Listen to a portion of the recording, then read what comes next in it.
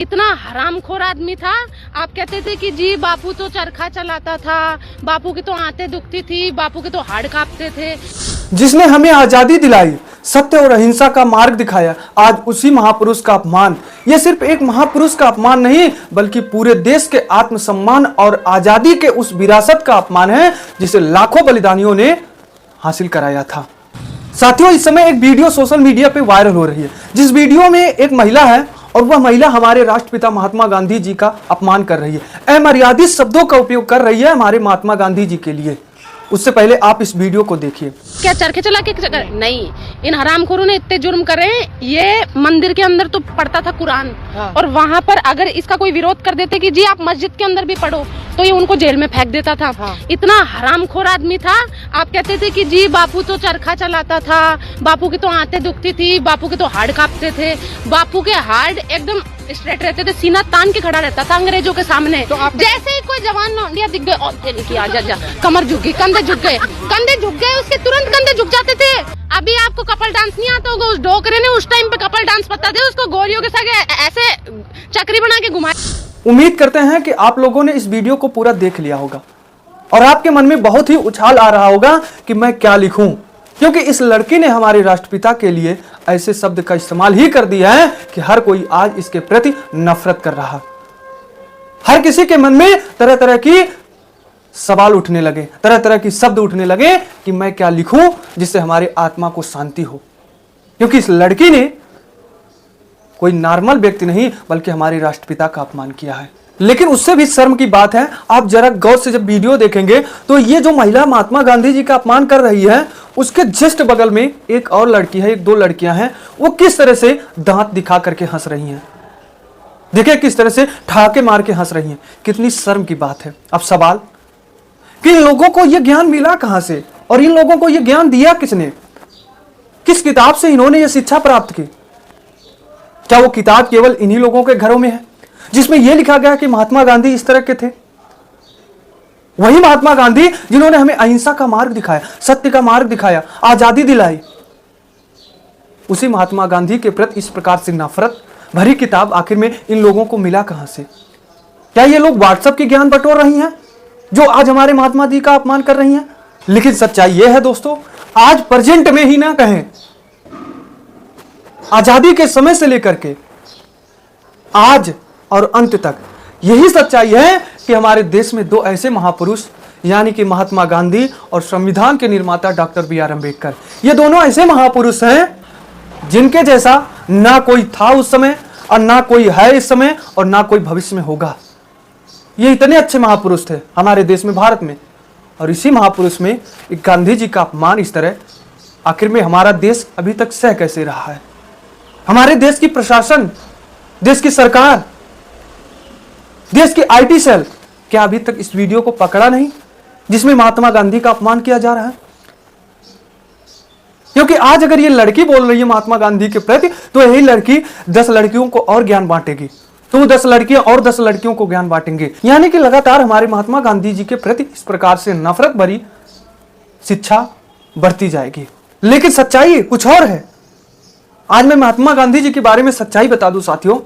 महात्मा गांधी एक ऐसे इंसान थे, एक ऐसे व्यक्ति थे, एक ऐसे महापुरुष थे जिन्होंने वाकई में पूरे देश पर राज कर लिया, पूरे देश के लोगों के दिलों पर राज कर गए।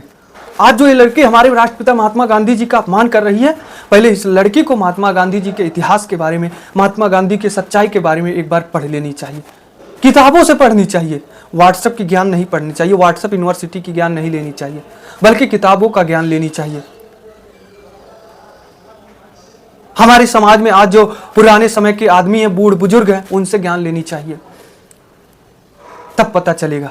महात्मा गांधी वो महापुरुष थे जिनके पास ना कोई सेना थी, ना कोई बड़ी ताकत थी, फिर भी दुनिया की सबसे बड़ी ताकत ब्रिटिश हुकूमत को झुका दिया था महात्मा गांधी जी ने। जिनके पास ना कोई बड़ी सेना थी, फिर भी ब्रिटिश हुकूमत को इन्होंने झुका दिया था। और यही गांधी जी हमें सिखाते हैं, सच्चाई और अहिंसा सबसे बड़ी ताकत है जिसके बदौलत हम कुछ भी प्राप्त कर सकते हैं। आप किस गांधी जी की बात करती हैं? इस महिला से सवाल ही नहीं, बल्कि इसने जहां से ज्ञान प्राप्त किया, जिस व्हाट्सएप यूनिवर्सिटी से, वहां सवाल होनी चाहिए आप किस महात्मा गांधी की बात करते हैं। ये वही महात्मा गांधी थे जब हमारा देश अंग्रेजों की गुलामी में जकड़ा था, हर जगह डर का माहौल था, लोग बेबस थे, लाचार थे। उसी समय महात्मा गांधी यानी कि एक दुबला पतला व्यक्ति धोती पहने लाठी उठाए आगे बढ़ गए थे, अंग्रेजों से सवाल करने के लिए आगे बढ़ गए थे। जेलों में डाला गया महात्मा गांधी जी को, उनके ऊपर लाठियां बरसाई गई, लेकिन फिर भी महात्मा गांधी जब जब जेलों से बाहर आए एक मजबूत योद्धा बनकर के बाहर आए।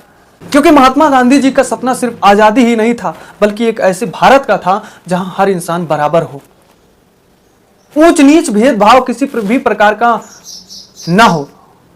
उस तरह के भारत का सपना था महात्मा गांधी जी का। केवल यहीं तक नहीं, उससे भी बड़ी सच्चाई, जब 15 अगस्त 1947 को हमारा देश पूर्ण रूप से आजाद हुआ था तो हमारे देश में लोग जगह जगह जश्न मना रहे थे, लेकिन उस समय भी महात्मा गांधी जी जश्न में शामिल नहीं थे। जानते हैं क्यों? सच्चाई जानते हैं क्यों? तो चलिए मैं बताता हूं सच्चाई। सच्चाई ये थी, जब देश में जश्न मनाया जा रहा था आजादी का, तो उस समय हमारे देश के कई जगहों पे हिंदू मुस्लिम आपस में लड़ रहे थे।